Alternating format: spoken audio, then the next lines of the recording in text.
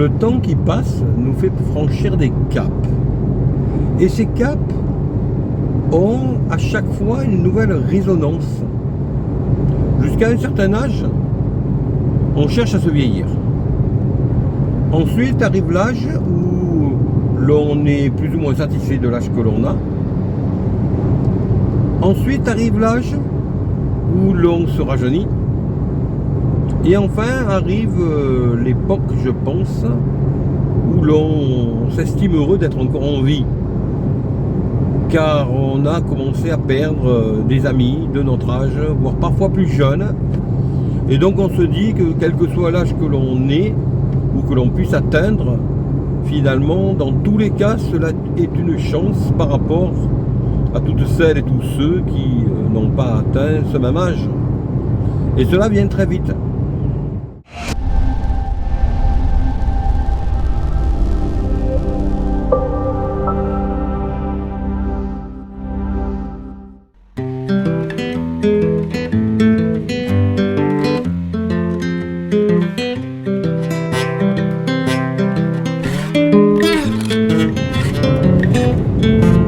Mis à part cela, il y a une notion tout à fait particulière qui est la résonance que peut avoir un âge atteint.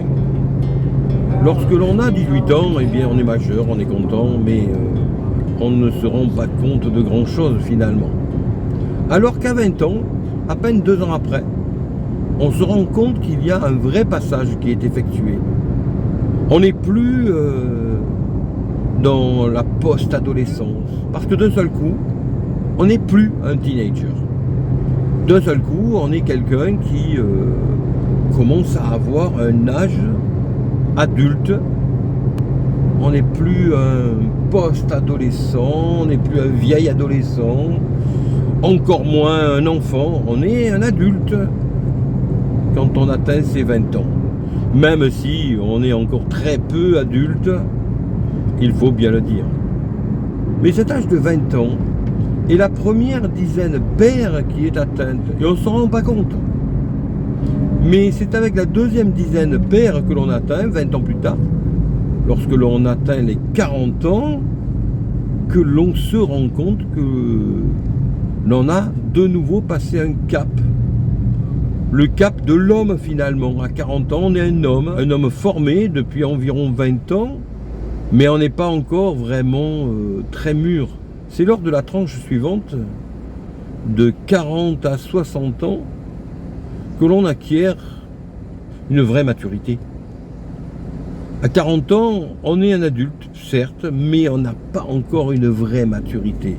On est à peine adulte, quelque part. On a eu 20 ans pour aborder la vie, pour aborder tous les aspects de la vie, cela est vrai, mais sans atteindre une vraie maturité des différents aspects qui ont été abordés. Ce n'est donc qu'avec cette troisième tranche de 40 à 60 ans que l'on mûrit vraiment les choses, que l'on intègre tous ces aspects de la vie que l'on a eu abordés lors des 20 ans précédents. Et avec cette troisième tranche, lorsque l'on atteint ses 60 ans, cette troisième tranche paire, que l'on peut se poser, se retourner et se dire « j'ai vécu ». J'ai vécu, j'ai découvert la vie, j'ai vécu la vie, puis j'ai eu le temps de mûrir les choses afin de m'arrêter, de me poser, de les intégrer. J'ai donc vécu une vie finalement relativement pleine, même si celle-ci est loin d'être terminée, puisqu'il reste encore une belle tranche de 20 ans, de 60 à 80 ans, où en plus à l'époque actuelle on a la chance d'être beaucoup plus en forme que ce que l'on pouvait l'être auparavant. Il y a une époque où l'on avait beaucoup moins les moyens de s'entretenir, physiquement, intellectuellement aussi, ou du moins cela était beaucoup moins à la portée de tout le monde. La médecine était beaucoup moins avancée et permettait beaucoup moins de détecter des pathologies qui étaient souvent fatales ou qui, dans tous les cas, faisaient vieillir très rapidement dès qu'on a abordé ces pathologies-là. Et maintenant, on est beaucoup mieux soigné, il y a beaucoup plus de prévention qui est faite.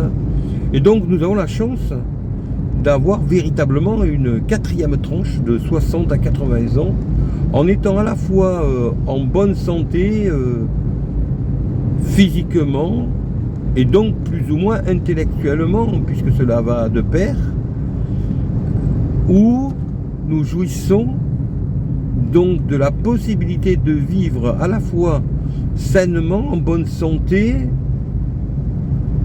avec l'expérience des 60 années précédentes qui ont été passées et qui ont permis de comprendre finalement comment fonctionne la vie. Et cela permet donc d'envisager ces 20 dernières années, pourrions-nous dire, d'âge mature, sans être vraiment vieux réellement, avec à la fois le potentiel de personnes en forme et en même temps de personnes ayant une expérience permettant de bien vivre. Et cela est quelque chose d'exceptionnel à notre époque, car beaucoup de gens arrivent maintenant à l'âge de 80 ans en très bonne santé, comme l'on arrivait à 60 ans il y a une cinquantaine d'années finalement, où on se disait que cet âge atteint, eh bien, la descente commençait à s'amorcer. Cette descente commençait à s'amorcer à 60 ans, il faut le dire.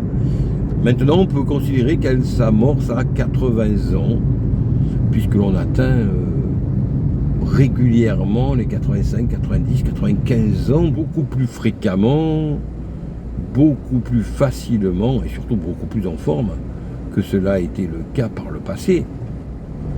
Nous voyons maintenant dans différentes associations très fréquemment des personnes qui ont dépassé les 70 ans et dont on ne pourrait pas donner d'âge finalement, parce que ce sont des personnes en forme physiquement, intellectuellement, du moment qu'elles ne sont pas malades. Et même les personnes qui ont une pathologie, on est désormais tellement bien soigné que l'on reste quand même en bonne santé. Et cela est absolument quelque chose d'exceptionnel que nous avons la chance de vivre. Donc pour conclure, je dirais que nous avons la chance de vivre une époque où l'on vit bien, beaucoup plus longtemps qu'il y a très peu de temps.